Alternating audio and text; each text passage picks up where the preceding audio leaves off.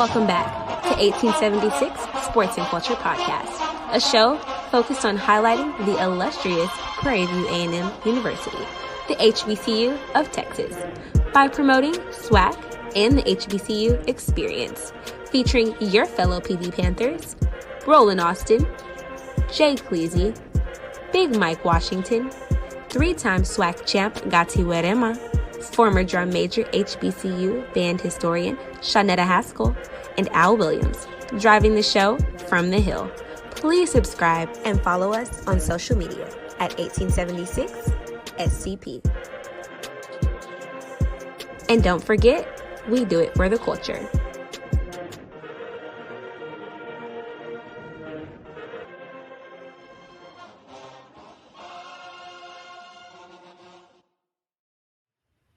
Welcome to the 1876 Sports and Culture Podcast. Man, can you believe it's already November? It's crazy. That's hot November too. I'm telling you. It got hit with a hot, didn't it? I'm telling you. So I came across something this week that I found pretty curious, looking at the FCS attendance for this year. So I saw numbers through the end of October. All right. Let me just go down through the top five. Number one, Bama State, Alabama A&M, 67,535. Magic City Classic. Yeah. Number two, PV Graham, 53,971. He was up in there. Yeah. Yep. Number three, Southern Jackson State, 53,885. Number four, Campbell Jackson State, 51,596. They did Campbell a favor. Yeah, number five, Jackson State, Tennessee State, 51,351. Anybody notice a trend in these top five for all of FCS? Yes, sir. Yeah. Yes. It's all SWAC, baby. All SWAC. Our people. All SWAC. Our people like to see each other play. Yeah. So we doing something. And you throw on top of that, I can go to the next five, and those are all HBCUs as well. So the top 10 in all of FCS attendance this year are all HBCU games. Two trends, all SWAC, and with the exception of one, the Campbell game, those are all classics. So when you talk about 2 or 3 years ago, the HBCUs merging with other FCS and giving up some of these classics, look what you're giving up now. Yeah, it's time to. I think the classics need to come back and stay strong, and we just got to make sure we don't get some of these janky promoter contracts that we've had in the past. Yeah. Well, the classics. Yeah, the classics typically do one of two things. Number one, it definitely drives that the expectation, right? We look forward to that event every single year. You usually have a full weekend jam-packed around that. So the cities win, the culture wins, but it also established these rivalry games, right?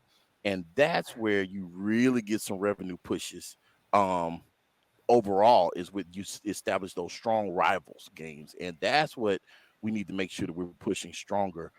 Those rival games are definitely a win for everybody. So, well, I think the item that sticks out to me is the financial component.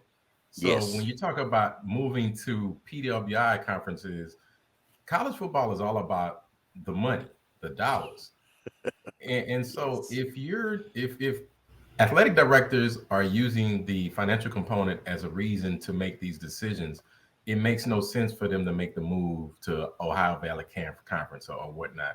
It only, financially speaking, it makes sense to stay affiliated with HBCU conferences because the dollars say the fans want to see our people play against our people. They want cousins versus cousins on the field. That's what we want to see. If you look at the history of the SEC, which by some people's standards is probably one of the most successful conferences, they built that conference. We say it's about the money, but they built the conference on rivalries. It used to be SEC. They there was no championship ramification to Ole Miss playing. It was just about the rivalry. Somewhere along the line, they found out how to monetize it, And I think that's the next step for HBCUs with our classics to learn how to monetize it as much as possible. I would even ask, what is North Carolina's biggest revenue gain? I can tell you, we wait for it, but I can tell you what their biggest revenue gains are, even though they're in the Big South or whatever. Same with Hampton, which went to the Colonial Athletics. Still, they're giving up their biggest revenue gains. Absolutely, absolutely. So another thing that came up, and we touched a little bit on this during homecoming, but the student athlete GPA requirement at PV has now been reduced to match that of the university as a whole. Joe, talk about how big that is. Yeah, so we discussed it during our game day event last 2 Saturdays ago at homecoming, where the interim athletic director Gardner came on stage and confirmed that transfer student athletes only need a 2.0 GPA to transfer to Prairie View from either JUCO or a Power 5 school, and incoming freshmen only need the 2.8, I believe, for entrance into Prairie View. Previously, both students needed a 3.0 GPA. Think about that. To transfer from a JUCO or a Power 5, you needed a 3-point GPA. How many regular students got a 3.0, much less a student athlete? So that means we were competing against schools like Rice University for recruits. For those top tier students, yeah. Top tier student athletes. So now what this looks like, if a student only needs a 2.0 GPA to transfer from the top level JUCOs or Power 5 schools, those 4 or 5-star recruits, we can get those guys that we could not get previously. And there were a ton of guys, even as recently as last December, who wanted to transfer to PV, but they couldn't get in because of that 3.0 requirement. So you're talking about a complete game changer for Prairie View A&M football team. So where like Jackson State didn't have a 3.0 component, they could transfer in those 2.0 guys and get all those studs that they were getting. We could not. So we were taking a knife to a gunfight. Now we taking a gun to a gunfight. And I suspect that this early signing period in December is going to be on and popping for Prairie View. We're going to be able to go and get some college football ready transfer guys in the portal come December to replace the big guys that are leaving on the defensive line on that front four. We're going to be able to bring in some true difference makers in the next month. I'm excited about that. I will say this. I definitely want to make sure, because listen, we keep coming back to the same old story. We need to make sure the resources are in place to ensure these guys' academic success. We know that it's not done free. So that's what I was getting ready. Exactly. Go ahead, Shanetta, but that's the thing. I was going to say that, but I also want to answer a question that Joe said. I do think that it's possible. You said how many regular kids have 3.0? I think a lot. Okay, it's not a hard feat. But I'm with Roland there, because when we think about why was that put in place, right? Was it correct me? What is the term where we weren't able to participate? APR. Right. So that's my only concern with this. I do think that 3.0, yes, that and I'm good with probably not around a 2.5. But I'm with you, Roland. That would be my only concern. And the thing, the thing to watch. I'll say it that way. Not necessarily a concern, but the thing to watch. Well, we can get out in front of it, and that's by making sure we properly adjust and have the resources in place to make sure these guys are successful. And that's we know that we already are working with the deficit with our athletic program, so we got to make sure we're pumping money into that program to absorb that. So when that 3.0 GPA requirement was put into place, I immediately said that was not the answer to the APR compliance issue was not to hamstring your coaching staffs. The answer was to supplement your support, your support system, the educational academic support system for your student athletes. That's what you needed to do. You didn't need it to make it more difficult for your coaches to win. You needed to make it easier for your student athletes to learn. That baby said, we don't have the resources, so I need some smart kids in here. Hey man, listen, you got to give it to him. That was a great. Let's get this done right now. What can we do right now? So. That doesn't make any sense either, because let's say a guy has a 3.0 GPA to transfer in. He doesn't have the proper academic support, so the next semester he down to a 2.8. Right. But he's still here. He doesn't have that 3.0 anymore, so you're not going to kick him out of school. So it really didn't make any sense to me. Yeah, I think we can both. I mean, they've made it to the. I mean, they've been successful with the 3.0. So I think the argument.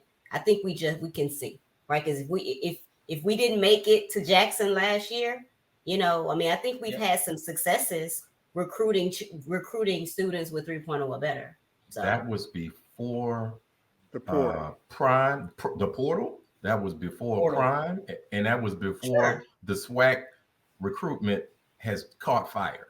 And we're the only school in the SWAC that had that 3.0 GPA. So yeah, we won games last year and year before, but that was not going to be a continuing trend if we continue to take that. Hold on there, Buckaroo. I mean, we still number one in the SWAC again, still, even with these. So we're not doing too bad. I mean, again, that is today. We're winners on and off the field right now. That is today. We're talking about the future. We're talking about next year, year after that, year after that. I just don't want to give the impression that students with 3.0 are less athletic than those that, right? That dogs ain't got no 3.0s. Let's just be real, man. Dogs ain't got no 3.0s because dogs is working out. I think I think the way you wanted to frame that, Joe, is that they're really focused on something different. They have a lot more of their time devoted towards their athletic success. That is so nice, bro. Man, y'all put lipstick. Made a smooth up, Y'all can frame it. Put lipstick on that pig real quick. Oh boy, that wasn't. They're dogs. They're not going to be smart. No, that is not what we're seeing. That's not what I said. We're saying that they are probably going to be focused on. They're just going to be focused on something different. And what you say? What you say was next? There you go, Al. Yeah, let's talk about golf. So, women's golf won their first tournament at the Alabama A&M University Invitational. First win under new coach Jamisha Levester.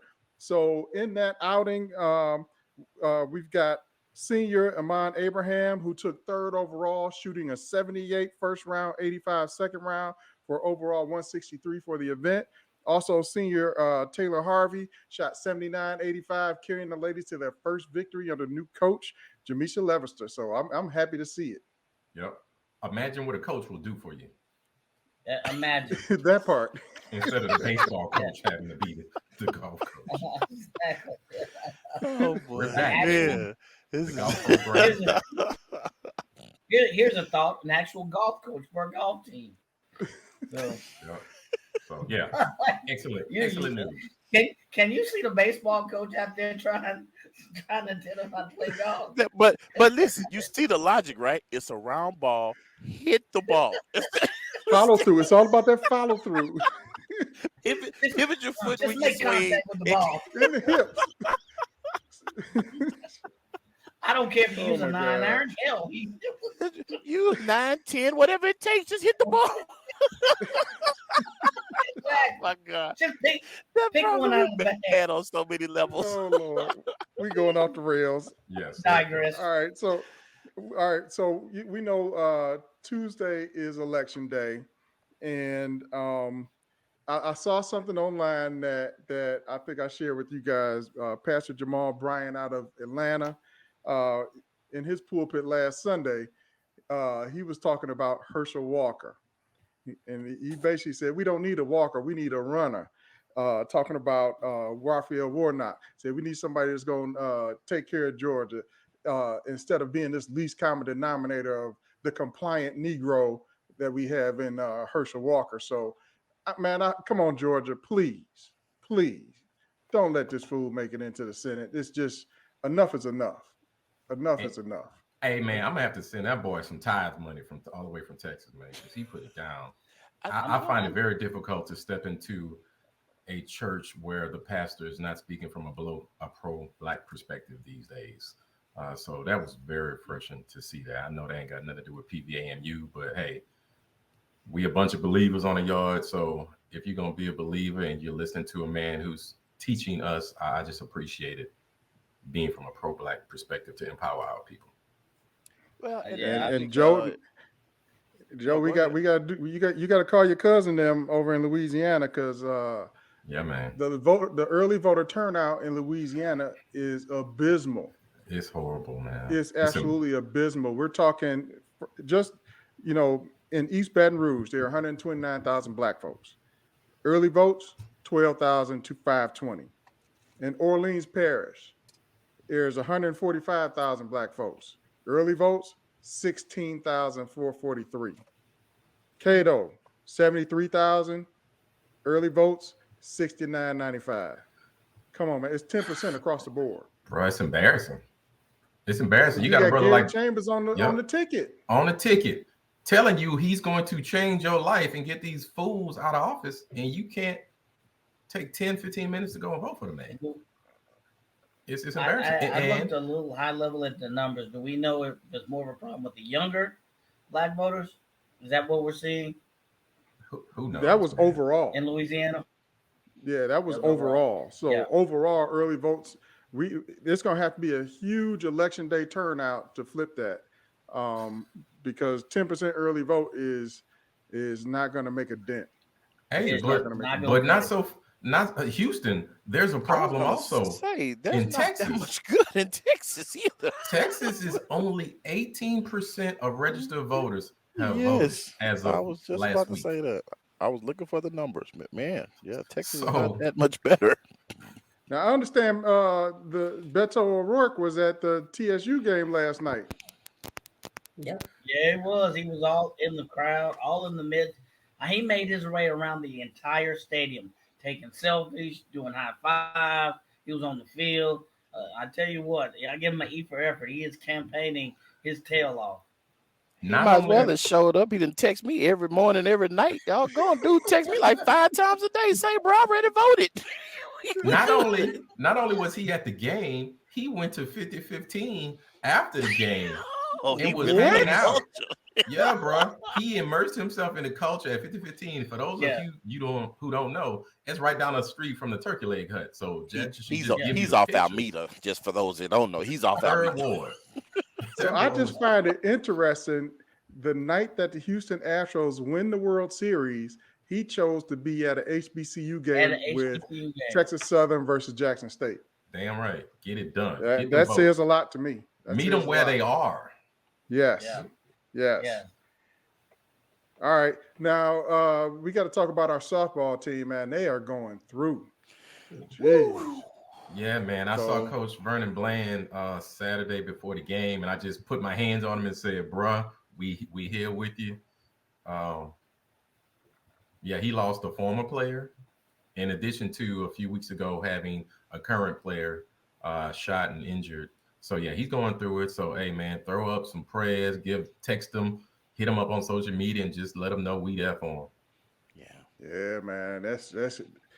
Prayers up for them to keep them on the prayer list, because I just couldn't imagine, man, what he's got to do to keep those kids in the right mental space, and I hope they have the support they need, because we know it is really a challenge with all that they have on their plate.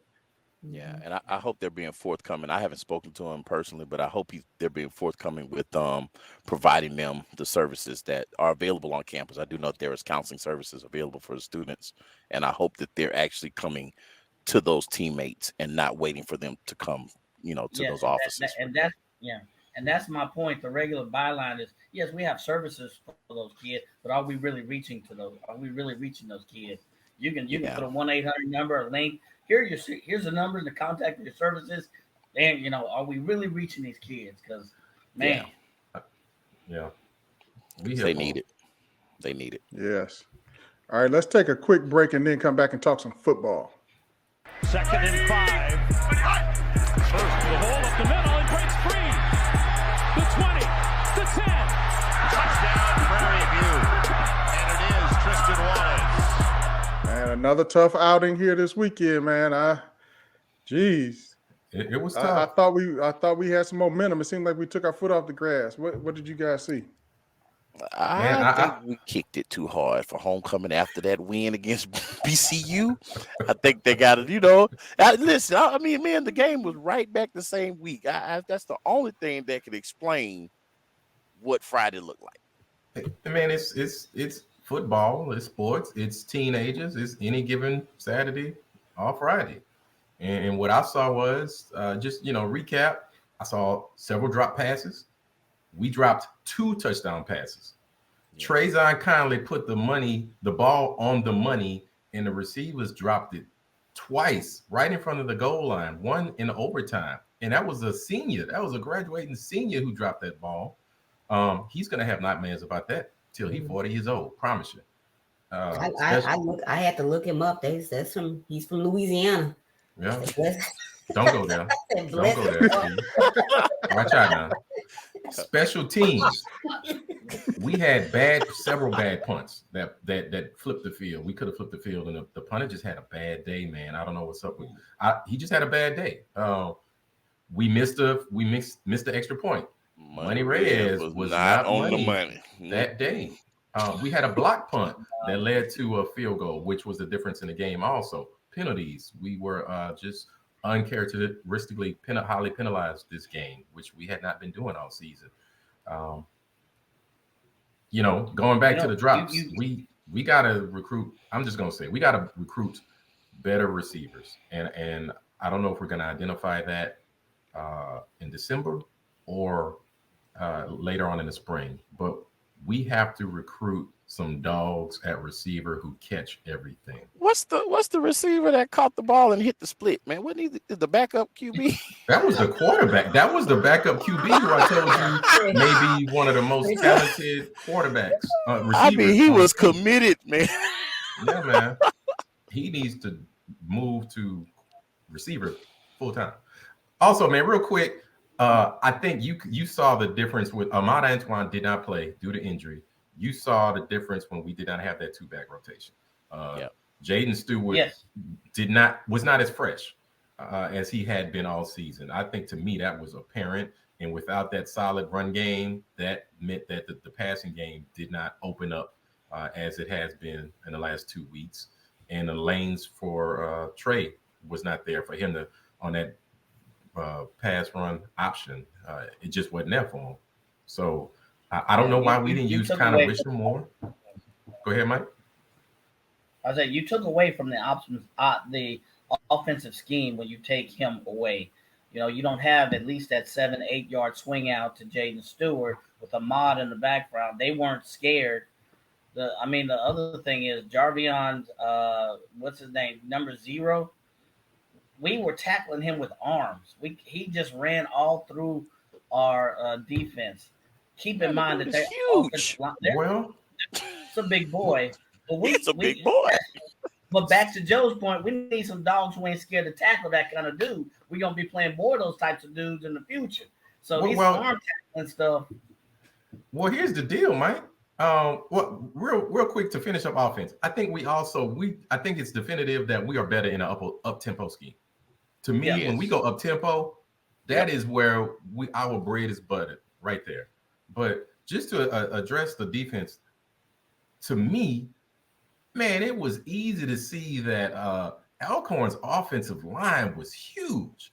They were way bigger than our D line. And so when that big running back got the ball, he had huge lanes untouched. He was full speed by the time he reached the second level. It was game over. I wouldn't have wanted to hit that dude full speed either.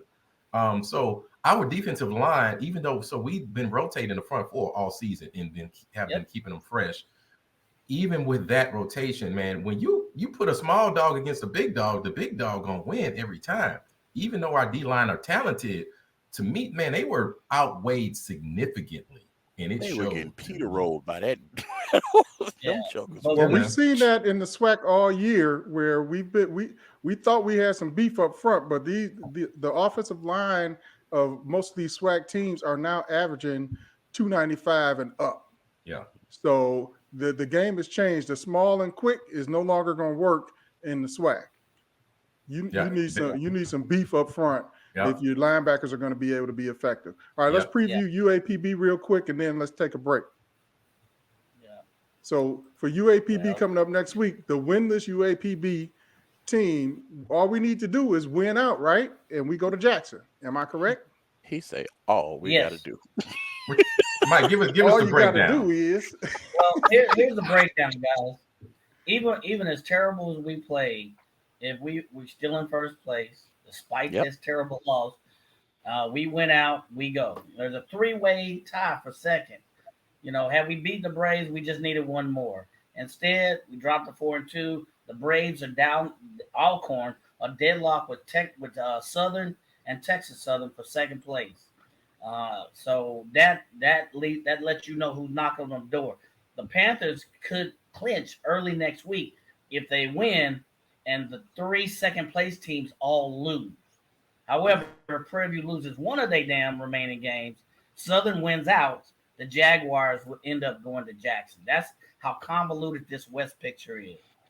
We just got to win out, period. Just win out. Bottom line, we just got to win out. All right, let's take a break, and we'll be right back with Meet Me at the Flagpoles.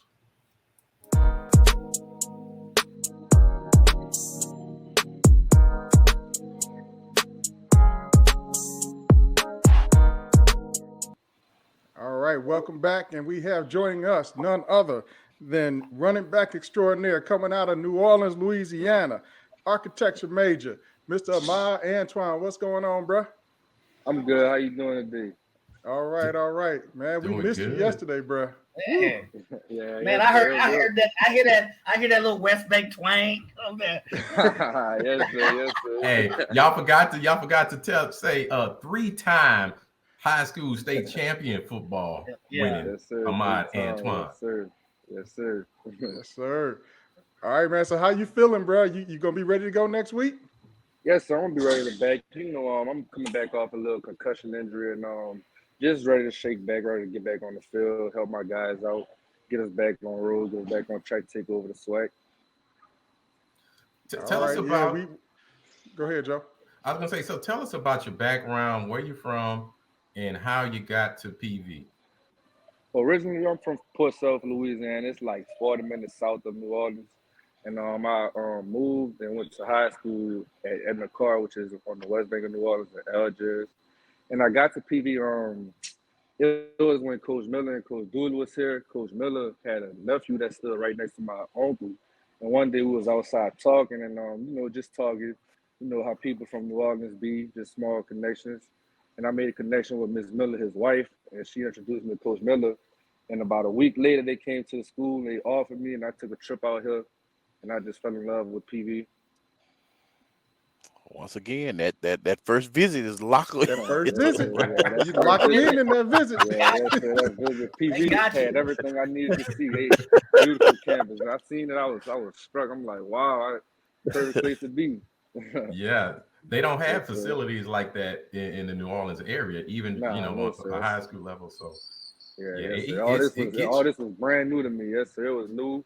And I'm like, man, I'm gonna be in this every day. This nothing better than this. So we were talking about how we missed you. The team obviously missed you with that running back rotation, and how Jaden Stewart had to take the bulk of the carries for the entire game, and it definitely wore him down, and where he's used to being fresh with the rotation that you typically have. Talk about how that running back rotation came about. How do you keep your momentum when you come out of the game and then you come back in? And what's your thought process about staying connected to the game when you're on the sideline and then are brought back in? All right, yes, so well, coming into this game, they knew that I was going to be out, and usually it's a big fact no matter if I'm playing or Jaden's playing or any other back, because we all feed off each other. Momentum is a big thing in the game, and as we just get the game going, we all feed off each other and compete, because we all want to be great, we all want to push each other to be great. And he had to step up and take a lot of the load this week, and I feel like he did that. But yes, sir, it's just like that's what we all preach, and that's what we continue to do, is just compete and just next man up. You got to execute and just follow through. It is. So what are you guys looking at? We know that if you guys win out, We go back to West champs once again. We ran it back. We go back to Jackson. So we know 1 week at a time. So what are your keys for focusing on this week to beat UAPB? Our keys this week are discipline and just knowing your assignment. Every week we preach 1-0, 1-0. That's what we're trying to do every week. And we just got to be disciplined. We have to sacrifice, make the plays that we're capable of making, and just go 1-0 like we preach every week. Because we know what's at stake. We know what we have to do, and we feel like we let them get away with one last week, and we can't do that no more. We're not gonna do it no more. So we're just gonna be disciplined and stay consistent with what we're doing. Yeah, and I think PV Nation knows. We could tell that your team is you're on a mission. The way y'all carried yourselves the entire season, we could tell y'all on a mission that y'all want to get back to Jackson. And then any given Friday or Saturday, things happen, and so the mental focus is you just got to get it back, right? So from just the mental standpoint, how do you bounce back from a loss where you should have had that game? All right, and just like you said, any given day, anything can happen. It's football, and we know we got to be prepared because just like you said, anything can happen. But when it do happen, we always know we together. We got to be one, and we just as strong as our weakest link. We just as weak as our weakest link. So we all got to just play together, and that's what we preach, and that's what it's really all about, just being together and finishing together, no matter how it turned out. And it was a tough loss, but we're gonna bounce back. Like I said, it's nothing about pointing fingers because we lost together, we won together, and that's what it's all about. Next week we're gonna come back, stay on our keys, and go 1-0. Now, one thing I want to find out: are you guys seeing? Oh, go ahead, Mike. Go ahead. I'm getting a pause in here. So I didn't know if I was stepping over you. If I did, I'm sorry. So you, Jaden, and Trazon have become the top 3 rusher running attack in the SWAC. You are all in the top 7 or 8 in the SWAC. So that's a dynamic trio. Do you guys work closely outside of practices to say, all right, I'm going to the flat or work on plays specifically designed for when the 3 of you, or has coach have, specific focus plays that he keeps developing with you 3? Yes, sir, we do. Actually, we always get some extra work in after practice and just do the little things because we know that's what we need to do to make each other better. Like us 3 coming in the game, it's no secret. We know we're going to run the ball. We know defense is going to key on us. And sometimes we're okay with just being a decoy to try to get the next one open. It might not be our game, but we understand that. So we all work together to just make each other better and just feed off each other because, like, some games it might not be my game. It might not be Trick game, but it's Jaden's game. Sometimes it might be mine. It might not be theirs. And we all just work together and try to also get, like, the receivers involved because we also know it's a team sport. Sometimes you got to sacrifice and do what you need to do for the team. So you mentioned the team, right? I think one vital portion of the team that not necessarily suited up, but that's the fans. Are you guys witnessing an increased level of support from the fans? Are you seeing that? I mean, because there's been a lot of push to actually get fan engagement to increase for you guys. Are you actually feeling that on the field? Yes, sir. We are feeling it. We appreciate all the support. It's a big change from last year. Like, we've noticed a lot more fans are getting involved. Even on social media, we have the football page up and running now. And it's just a lot more exposure. And we appreciate, we feel it. And the energy, we feed off the energy just like we feed off each other. And, I mean, we couldn't be more happy with the support that we're getting this year. Outstanding. I just wanted them to hear you say that because we need to continue that support. All the fans. we need Panther Nation coming out at every game. Yes, sir. There you go. Amen to that. Yes, sir. Hey, I can guarantee you, we get back to Jackson, Panther Nation will show up the same way we showed up last year. Absolutely. Yes, definitely. And this time we already got reservations. So right. Yes, sir. Yes, sir. Hey, I got one more question for you. So being a NOLA boy like myself here in Texas is one thing I need you to help me clear up. How do our people in New Orleans feel about Zydeco? Clear this up for all these Texans. I'm not trying to take no shots at nobody, but we got our own taste, we got our own culture down there that nobody can really compare to or mimic, But yeah, we don't really get down with the Zydeco too much. It's a lot more of our own culture and style that we do. Don't co-sign this dude. Thank man. you. Can you hear? If you turn the radio on in New Orleans, will you hear Zydeco music being played on a radio station in New Orleans? No, sir. You'll definitely hear some bounce music before Zydeco. Or anything. It's just the culture different down there.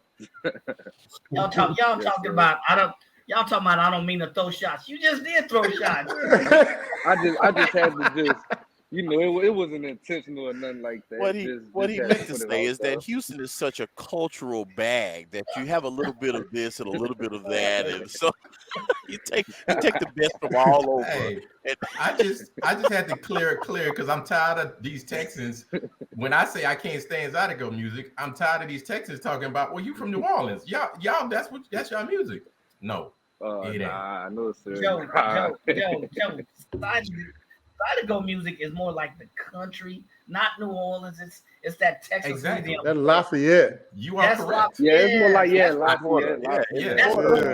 Lake Charles, Lafayette. So Mike, will you tell your Texans what you just said? Because they don't understand. Right, yes, sir. All right. Well, man, we know you got to get to a team meeting here, man. So we appreciate you taking a couple of minutes to share with us this afternoon. And good luck next weekend. We need y'all to get that dub because we got these reservations already and they prepaid. Yes, sir. I appreciate y'all. I didn't get none refundable. Yes, sir. Appreciate y'all for having me, and I appreciate Panthers for the support us and the team. Go Panthers. Go Panthers. Y'all have a good one. Thank you. All right, we'll be right back with the We Ready shout out.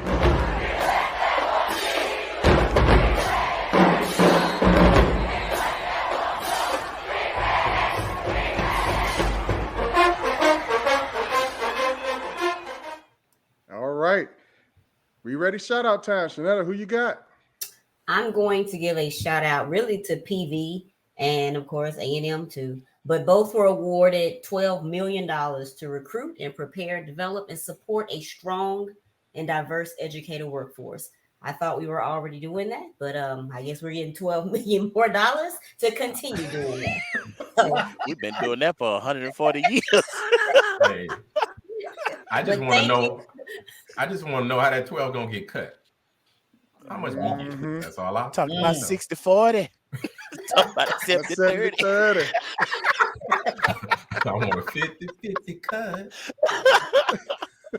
Hey man, I got one, and it's not really PV, but you know what? I gotta send a special shout out to my mama. She is a dedicated listener. I had no idea. Every Tuesday she called me and say, "Y'all stupid." Mama, Bro, you didn't tell me your mama listen, man. I did not know a devoted listener. So shout out to you, mama. I'm glad you're listening. Keep it up. And hey, she ready. She ready. I'm sorry, Ms. Austin. I'm gonna change my language. We're gonna have to have her on the show. She's gonna come up here and bless us. Yeah. I'm a grad. So I'd be remiss if we didn't mention the 9 members who were inducted to the Prairie View A&M Sports Hall of Fame this past Saturday. It's a 9-member class. I think it's 4 or 5 track and field, 2 volleyball, and the rest football. So Cecil Shaw, men's track and field, 88 through 91. Lewis Edmondson, track and field. Donald Nelson. Thaddeus Campbell, track and field. Dr. Don Aycock. Monica Smith, women's basketball, 84 through 88. Jerome Howard, football. And Bobby Perry, and last but not least, Quentin Spears, football, 07 to 010. Congratulations to those 9 members. They are ready. They ready. All right, Shanetta, take us on out of here. All right. PV. You know. I don't know. That sounded like it might have been on. That might have been. Y'all came in too late again. But you came in together late, so that's we were together late. We need the metronome. All right, and we out. All right.